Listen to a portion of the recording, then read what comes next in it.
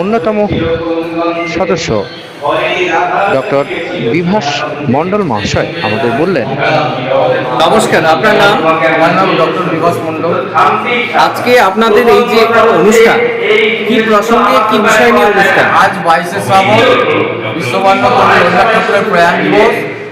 এছাড়া কাছাকাছি হাকোলা সেবা কেন্দ্রের উদ্যোগে প্রতি বছর আমরা এই দিনটিকে উদযাপন করে বিভিন্ন বড় মাপের বক্তাদেরকে আনন্দ করে একদিকে রবীন্দ্রনাথ ঠাকুর, আরেকদিকে শ্রী চৈতন্য মহাপ্রভু, যিনি ছিলেন মধ্যযুগের প্রাণকেন্দ্র এবং 300 শতকের প্রাণকেন্দ্র রবীন্দ্রনাথ। এই দুই মহান ব্যক্তিত্বকে সামনে রেখে আমরা চৈতন্য ভাগবত সেবা কেন্দ্র প্রতি বছর বিভিন্ন আলাপ আলোচনার মধ্য দিয়ে তাদের লেখার মধ্য দিয়ে আমরা এই দিনটিকে উপস্থাপন করি। সঙ্গে আমরা পত্রিকা 22শে শ্রাবণ নামে পত্রিকা প্রকাশ করি এবং প্রতিটি বছর আমি ডক্টর বিভাস মণ্ডল আমার লেখা সচিত্র গ্রন্থ প্রকাশ পায়। এবছর প্রকাশ পাবে, একটু পরেই প্রকাশ পাবে না অপসংস্কৃতি নামে একটি বই প্রকাশ পাবে। আর আমাদের 22 শ্রাবণ প্রকাশ পেয়েছে। আর সারাক্ষণই আমাদের রবীন্দ্রনাথ ঠাকুরকে নিয়ে আমাদের বিভিন্ন দিকে আলোচনা হবে, বিশেষ করে রবীন্দ্র সাহিত্য এবং সমাজ, বর্তমান সমাজ জীবনে রবীন্দ্রনাথের প্রাসঙ্গিকতা কতটা, বর্তমান সমাজ জীবনে চৈতন্য মহাপ্রভুর প্রাসঙ্গিকতা কতটা, সেইটা নিয়ে আমাদের আলোচনা।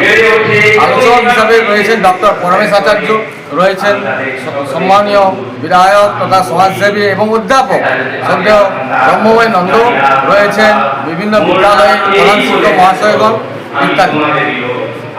নমস্কার, আপনার নাম? আমার নাম শ্রী অক্ষয় কুমার মিশ্র। আজকে এই অনুষ্ঠান মূলত কি সামাজিক বার্তা দিচ্ছে মানুষকে, আপনার কি মনে হচ্ছে?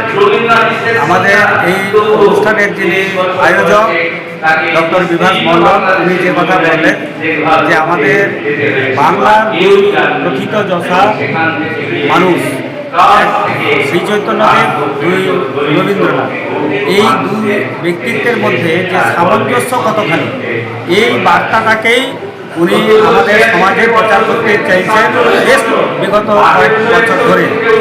এবং এই উপলক্ষে উনি শ্রীধর মিলন মন্দির গ্রন্থাগারে 22শে শ্রাবণকে কেন্দ্র করে চৈতন্যদেব এবং রবীন্দ্রনাথ এই দুয়ের প্রাসঙ্গিকতা বিষয়ে অনুষ্ঠান করে থাকেন। সেই অনুষ্ঠানে আমরা উপস্থিত। নমস্কার, আপনার নাম? আজ এই অনুষ্ঠানে উপস্থিত হয়ে কেমন লাগছে আপনার?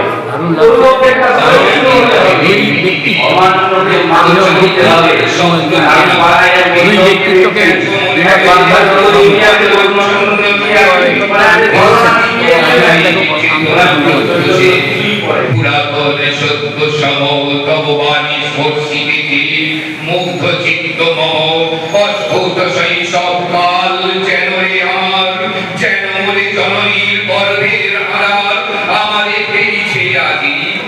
রাজ মাধবী সত্য হোক স্বপ্ন হোক, এসো স্নেহময়ী তোমার দক্ষিণ হস্ত লোলাটে বুকে রাখো ঘনকাল।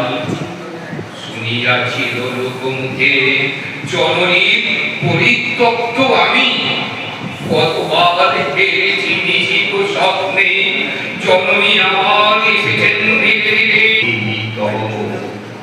অবনী মিলায় মূর্তি বিষার্থ স্বপ্নের চিহ্ন করি, সেই স্বপ্ন আজি এসেছে বিপন্দব জননী রূপে সাজি সন্ধ্যাকালে।